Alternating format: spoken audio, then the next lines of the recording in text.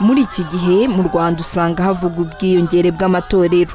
Ibi bikanajyana no kuba hari bamwe mu bayoboke b'aya matorero bavuga ko bamwe mu bayashinga usanga baba bagamije inyungu zabo bwite kurusha iz'abayoboke babo, aho usanga baba bagamije kubona indonke mu maturo atangwa n'abaturage kugira ngo babone uko babaho, aho kwigisha ijambo ry'Imana nk'uko baba babyitezweho.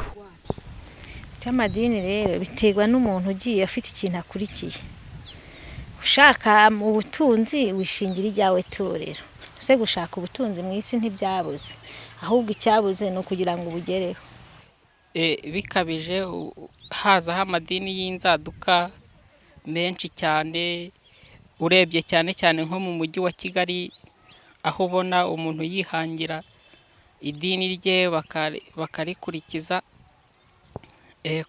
wenda ashaka nk'uburyo bwo kuyobya abantu cyangwa ari uburyo bwo gushakisha amafaranga. Ni ibintu ikigo cy'igihugu cy'imiyoborere RGB kivuga ko harimo ikibazo kuko ngo ubusanzwe gutanga amaturo ari ubushake bw'umuntu ku giti cye, bityo ngo amatorero akwiye kugira uburyo bwo gutura buri ku murongo hashingiwe ku mikoro y'abayoboke babo mu rwego rwo kwirinda ko hagira ubangamirwa. Ubundi byakagombye kuba umuntu atura uko yifite, niko njye nari mbizi. Hari naho batamenye ayo runaka yashyizemo, kubera ko ndapfundikira nkagira nta umenya nashyiramo rimwe nashyiramo 100, nuko umuntu yipso. Niba hari, ndabizi ko hari amatorero ashobora kuba yo afite uburyo bw'amaturo buri ku murongo, nabyo ni byiza ntacyo bitwaye, ariko uwo murongo ushingiye ku bushobozi bw'abantu.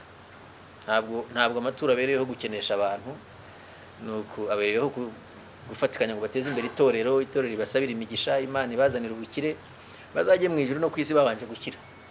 Ni ibintu binahurizwaho na bamwe mu banyamadini bemeza ko bene aba biyita abakozi b'Imana bagamije kurya iby'abayoboke babo baba bakora ibyangwa n'Imana, dore ko ngo n'abigisha bagamije kurya iby'abandi baba bari gutanga inyigisho zipfuye ku bayoboke babo.